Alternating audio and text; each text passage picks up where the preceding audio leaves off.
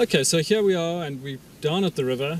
But before we start and get into the river, I'd like to ask a couple of you some questions, or let's see what understanding there is.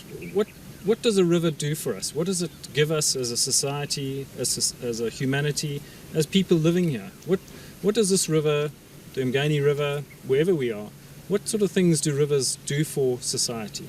It provides much needed ecosystems for plants and animals that will help purify the water and dilute the pollution in the water. Very good. That's exactly right. The things, and some of the things we're going to look at today with the miniSASS, those little organisms are, those little insects, those are often the things that are doing a lot of work in actually cleaning up the water and making it more useful for people downstream, particularly if it's polluted. So hopefully we'll get a good understanding of some of that today. What else? What do rivers do and what do they provide for us? It provides homes for animals like birds, and fish need water to live. Excellent. That's absolutely right. There's some birds which only live down by the water, and we know the weavers, they often put their nest over the water so nobody can come to actually pinch their eggs. So that's an important thing for the weavers. And the fish, exactly. Now, what about fish?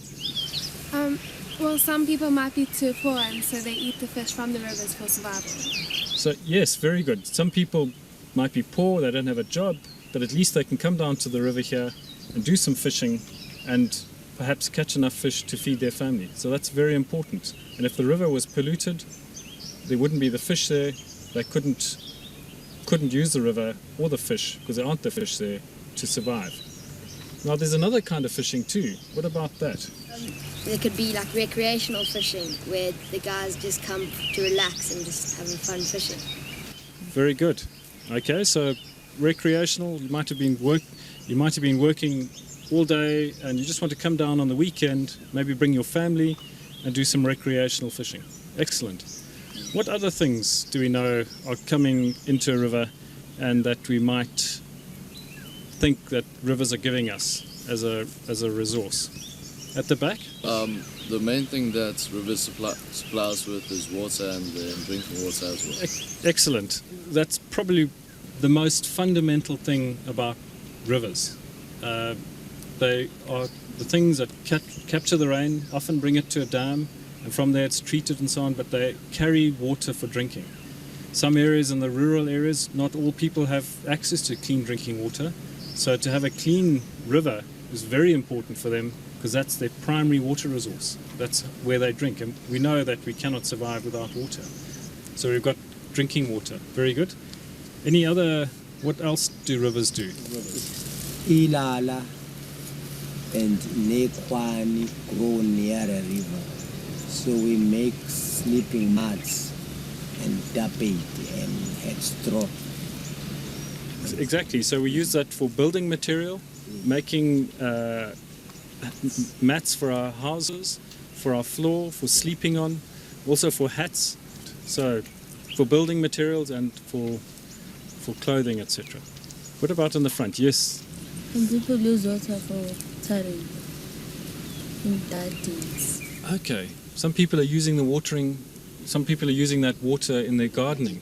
So they might have a small patch of vegetables, flowers or vegetables, and they're using that water to irrigate trees.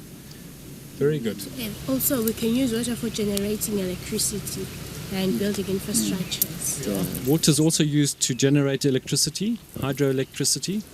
Okay, so there we are. We've heard a lot today and a really good understanding emerging about something about this river. So from what we saw originally is just some water passing by. We've now got a much better understanding of some of the things that a good clean water supply provides to society. And generally what we find is the more polluted the water is, the less the water's there, the less that the water can actually give of those services and goods to society. So, for example, if it was highly polluted, no one would live here. No one would want to live here if it smelled terrible. If it was very polluted, we couldn't drink it. So the more polluted and affected the river is, the less useful that water supply is to society.